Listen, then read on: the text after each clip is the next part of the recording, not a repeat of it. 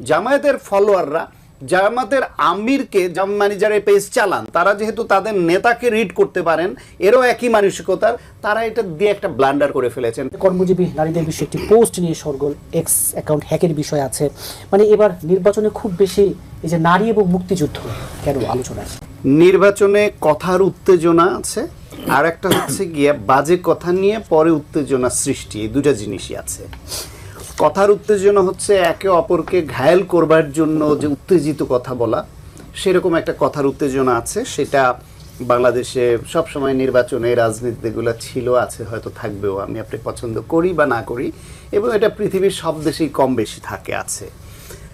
আর একটা হচ্ছে গিয়ে অসংলগ্ন, অপ্রয়োজনীয়, পশ্চাৎপদমুখী কথা বলে সেটা নিয়ে একটু উত্তেজনা তৈরি হওয়া এবং সেখান থেকে আবার সরে যাওয়া, অস্বীকার করা এবং সেটা নিয়েও আবার উত্তেজনা হওয়া, সেরকম। আজকে আপনার এখানে আসার আগে জামায়াতের আমিরের একটা বক্তব্য শুনতে আসছিলাম।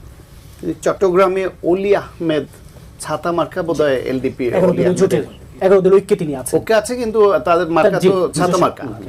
এই ছাতা মার্কা তার হাতে তুলে দিয়ে উনি সব জায়গায় জোটের শরিকদের অন্যদের তো মুরব্বী হিসেবে, উনি জোটের মুরব্বী না, তো জোটের মুরব্বী তার ছোট ভাই যারা আছে বয়সে ছোট বড় যাই হোক, দল হিসেবে ছোট ভাইদের হাতে মার্কাটা তুলে দেন এবং তাদের জন্য একটু দোয়া দুরুদ পড়ে দেন।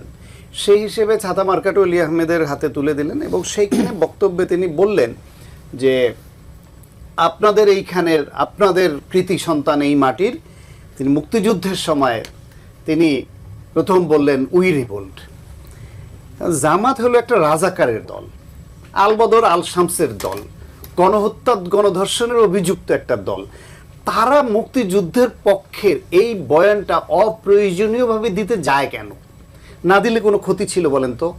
না দিলে তো এই মিথ্যা বলার অভিযোগটা আজকে আসে না।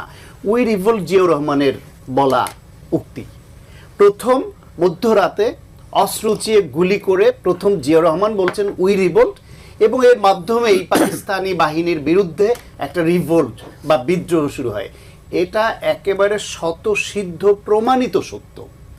সেই সত্যের বিপরীতে দাঁড়িয়ে জামায়াতের আমির বলছেন, অলি আহমেদ বলছে উই রিভোল্ট। আমার ধারণা অলি আহমেদ লজ্জিত হয়েছে এটা শুনে, উনি কিছু বলেন নাই তখন। এখন জামায়াতের আমিরের এই বক্তব্যের সঙ্গে অলি আহমেদ যে জিয়াউর রহমান উই রিভোল্ট বলছে, জিয়াউর রহমান স্বাধীনতার ঘোষণা দিয়েছে, এই রিলেটেড তার যে ইন্টারভিউ আছে সেগুলো জুড়ে দিয়ে এখন সব জায়গায় যাচ্ছে সোশ্যাল মিডিয়ায়। তো এই ভদ্রলোকের বা তার জোটের বা তার দলের কি উপকারটা হলো না অপকার হলো তিনি বুঝতে পারেন? আসলে এই রাজনীতির মাঠে এখন নির্বাচনে তারা একটার পর একটা ধাক্কা খেয়ে হারিয়ে ফেলছেন। জামায়াত ইসলাম কিন্তু অনেকখানি এগিয়েছে রাজনীতিতে, জনসমর্থন, এটা বোঝা যায়। কিন্তু আমার ধারণা তারা এই খেয়ে হারিয়ে ফেলে একটার পর একটা ব্লান্ডার করবে এবং যত নির্বাচনের দিন ঘনিয়ে আসবে তারা যতটুকু সমর্থন পাবে বলে প্রত্যাশিত ছিল অনেকের কাছে, সেটা ডে বাই ডে কমতে থাকবে তাদের এই অসংলগ্ন কথা আচরণের কারণে।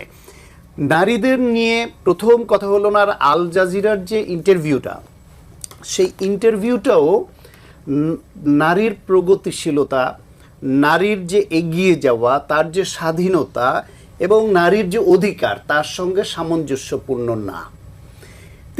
তারা ধর্মীয় রাজনীতি করেন, তাদের দৃষ্টিভঙ্গিতে সেটা করেছেন, মানলাম। হুবহু উনি ওই ইন্টারভিউতে যেই কথাগুলো বলেছেন তার সব কথাগুলোর সঙ্গে এটাকে মানে একরকম কর্মজীবী নারীদের পতিতার সঙ্গে তুলনা করে শুধু এই শব্দটা যোগ করে একটা এক্স পোস্ট হয়ে গেল। সেটা নিয়ে যখন বিতর্ক হলো, তারপরে আমার ধারণা এই যে বড় বড় নেতারা তাদের যে এই যে এক্স বলেন, ফেসবুক পেজ বলেন বা সোশ্যাল মিডিয়া ডিল করে, এটা নিজে তো করেন না, এত সময় তো এদের নাই, একটা টিম থাকে। এখন জামায়াতের নারীর প্রশ্নে তাদের দৃষ্টিভঙ্গি কি সেটা কিন্তু আমরা জানি, তাদের বক্তব্য জানি, তাদের আচরণে জানি, তাদের অতীত ভূমিকা জানি।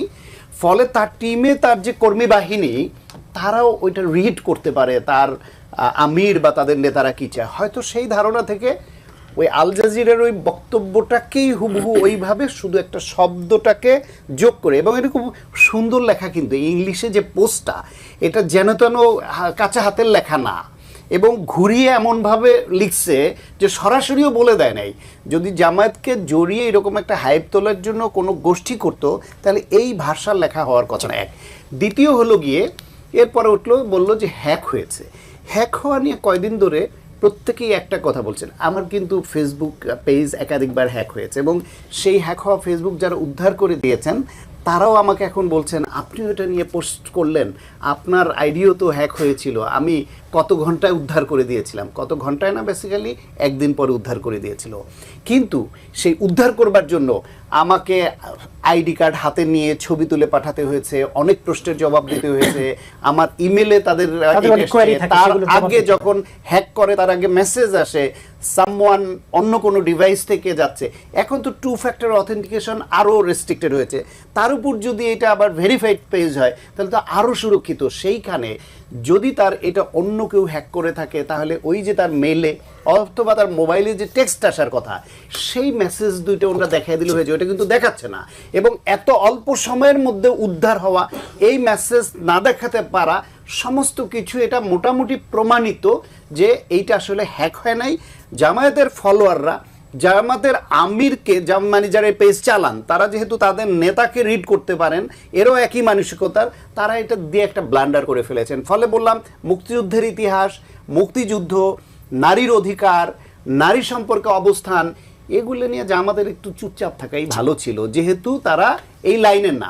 তাদের শেষ করে একটা কথা দিয়ে আর একটা যোগ করি, তাদের দলীয় নারীরা তারা বলছে পুরুষের নেতৃত্বর অধীনে নারীরা থাকবে, এটা মেনে নিয়েই তারা এই দল করে, নারী নেতৃত্বের সুযোগ নাই। সেটা অন্য করতে পারেন, ওনাদের ব্রেন ওয়াশ হয়েছে, অন্য করতে পারেন।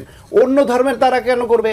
কর্মজীবী বিভিন্ন নারী যারা স্বাধীনতা চায় এবং এই যুগে নারী স্বাধীনতা যারা চর্চা করে তারা তো ওনাদের এই ধারণায় আসবে না। তাহলে 51% নারীর দেশে জামাত কত শতাংশ ভোট হারালো আর নিজেদেরকে কতটা তারা অধঃপতন করলো, সেই হিসাবটা তো ইলেকশনে পাওয়া